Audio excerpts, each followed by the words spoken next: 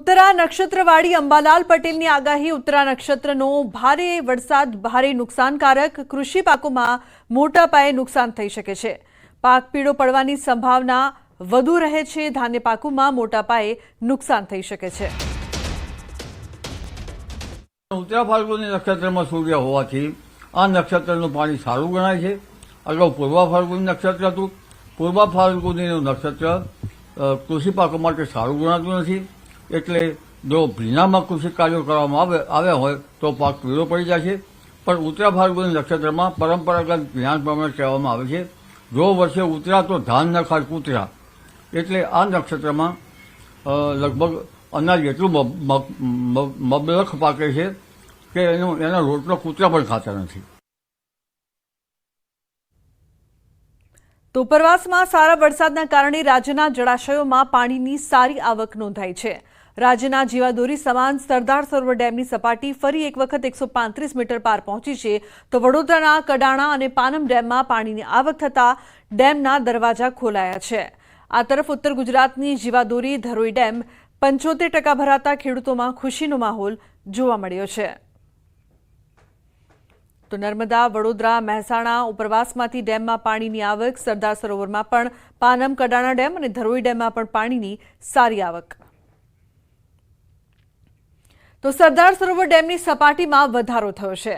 નર્મદા ડેમની સપાટી 135.67 મીટરે પહોંચી છે। ફરી નર્મદા ડેમના 15 દરવાજા 1.9 મીટર ખોલાયા છે। ઉપરવાસથી પાણીની આવક થતાં સપાટી વધી છે। વડોદરા, ભરૂચ અને નર્મદાના 42 ગામોને એલર્ટ કરાયા।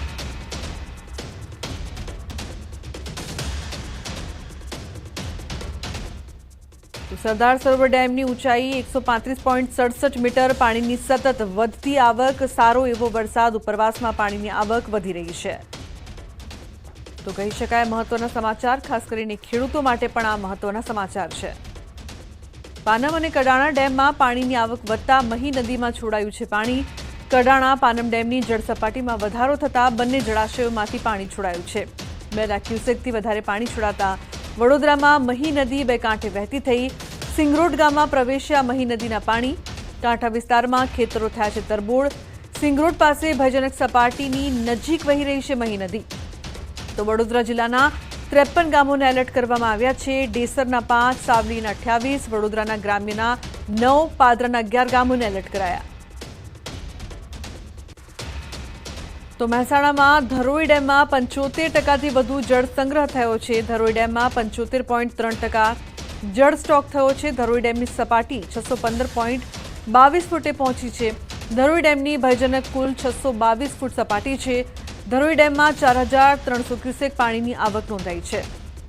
ધરોઈ ડેમમાંથી મહેસાણા, પાટણ અને બનાસકાંઠામાં અપાય છે પાણી। 10 શહેરો અને 1007 ગામ અને પરાને અપાય છે પીવાનું પાણી, જેમાંથી 9 શહેર અને 538 ગામ એવા છે કે નિયમિત ડેમનું પાણી વપરાશમાં લે છે।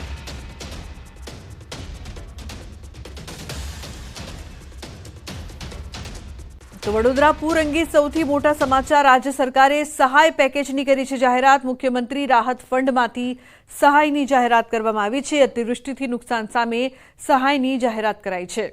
નાના લારી ગલ્લા, દુકાન ધંધા, ઘરવખરીને થયેલા નુકસાનની પણ સહાય મળશે। વડોદરા અને તેની આસપાસના ગ્રામ્ય વિસ્તારો અતિવૃષ્ટિમાં થયા છે બેહાલ, તમામને મળશે મદદ। કેબિનેટની બેઠકમાં નિર્ણય કરાયો છે। લારી રેકડી ધારકને ઉચ્ચક 5000ની રોકડ સહાય મળી શકે છે। 40 સ્ક્વેર ફૂટ સુધીની નાની સ્થાયી કેબિન ધારકને ઉચ્ચક ₹20,000ની રોકડ સહાય। 40 સ્ક્વેર ફૂટની મોટી કેબિન ધારકને ઉચ્ચક 40,000ની રોકડની સહાય અપાશે। તો નાની અને મધ્યમ કક્ષાની પાકી દુકાન ધારકને ઉચ્ચક ₹85,000 રોકડ સહાય। માસિક ટર્નઓવર ₹5 લાખથી વધુ હોય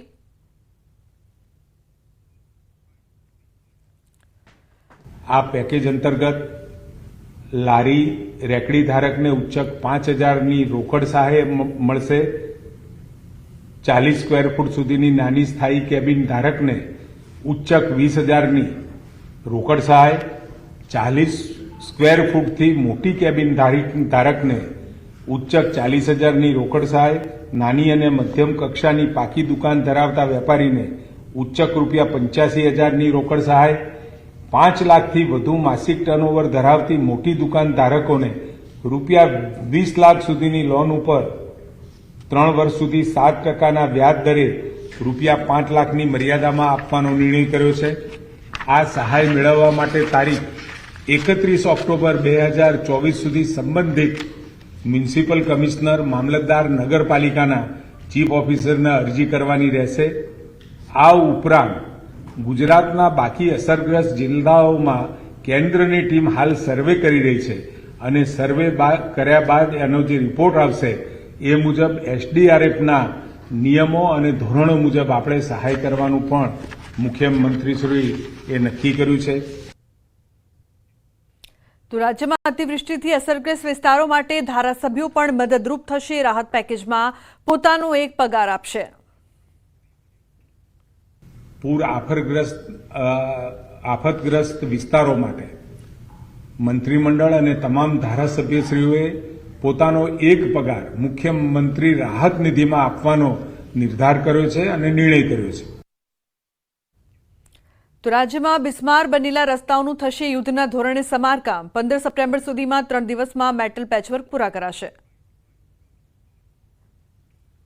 જ્યારે થોડી ઘણી વરસાદમાંથી અત્યારે રાહત મળી છે એટલે 15મી સપ્ટેમ્બર સુધીમાં 3 દિવસમાં તમામ ખાડાઓનું મેટલ પેચવર્ક પૂરું કરવાનો નિર્ધાર કર્યો છે અને સાથે સાથે હાલમાં એના ઉપર ડામર પેચવર્ક માટેની પણ કામગીરી ચાલુ કરી છે અને એ બધા જ ડામર પેચવર્ક આપણે પૂરા કરીશું અને સાથે ઓક્ટોબર માસથી જ્યાં આગળ રોડ તૂટી ગયા છે, ખાડા પડ્યા છે, ત્યાં રીકાર્પેટિંગ હાથ ધરવાનો નિર્ણય ખૂબ ઝડપથી થાય એના માટે કર્યો છે.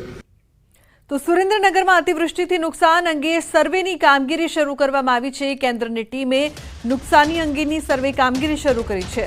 વઢવાણ તાલુકાના લટુડા, ધ્રાંગધ્રા તાલુકાના ગંજેડા ગામે કરી મુલાકાત.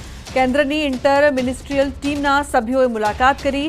જિલ્લામાં પાક નુકસાની, પશુ મૃત્યુ, માનવ મૃત્યુ, આરોગ્ય સ્થિતિની તેમણે સમીક્ષા કરી. તો પાક નુકસાન, બિયારણોમાં થયેલ નુકસાનની માહિતી મેળવી. જિલ્લા ખેતીવાડી અધિકારી, વઢવાણ મામલતદાર અને ટીડીઓ પણ હાજર રહ્યા. તો રાજકોટના ગ્રામ્ય પંથકમાં અતિવૃષ્ટિથી થયેલા નુકસાનના સર્વે હાથ ધરવામાં આવ્યા છે. જિલ્લા ખેતીવાડી વિભાગે અત્યાર સુધીમાં 108 ગામડાઓમાં સર્વે પૂર્ણ કરી દીધો છે, જેમાં 6,845 હેક્ટરમાં 33%થી વધુ પાક નિષ્ફળ નીવડ્યો હોવાનું સામે આવ્યું. ખેડૂતોને અંદાજિત 5.5 કરોડ રૂપિયાનું નુકસાન પહોંચ્યું છે. કપાસ, મરચા, તુવેર, મગફળી સહિતના પાકોમાં વ્યાપક નુકસાન પહોંચ્યું છે. જિલ્લા કલેક્ટર મુજબ 8 દિવસમાં સર્વે પૂર્ણ કરી સરકારને રિપોર્ટ સોંપાશે. તો બીજી તરફ તાલુકા પંચાયતના સદસ્ય નિશ્ચિત ખૂંટે સર્વેની કામગીરી ગોકળ ગતિએ થતી હોવાનો આક્ષેપ કર્યો. તાત્કાલિક અસરથી સર્વે કરી સહાય ચૂકવવાની માંગ સાથે કલેક્ટરને આવેદન આપ્યું છે.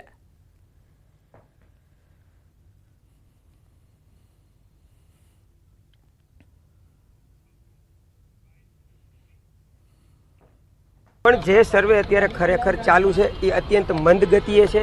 આવો નવો સર્વે ચાલુ રહ્યો તો 6 મહિનામાં પણ સહાય ચૂકવાશે નહીં. તો અમારે આજની એવી રજૂઆત હતી કે જે આપની સર્વેની ટીમ છે એ વધારો અને 10 દિવસની અંદર આ સર્વે પૂર્ણ કરી અને સહાયનું પેકેજ જાહેર કરો.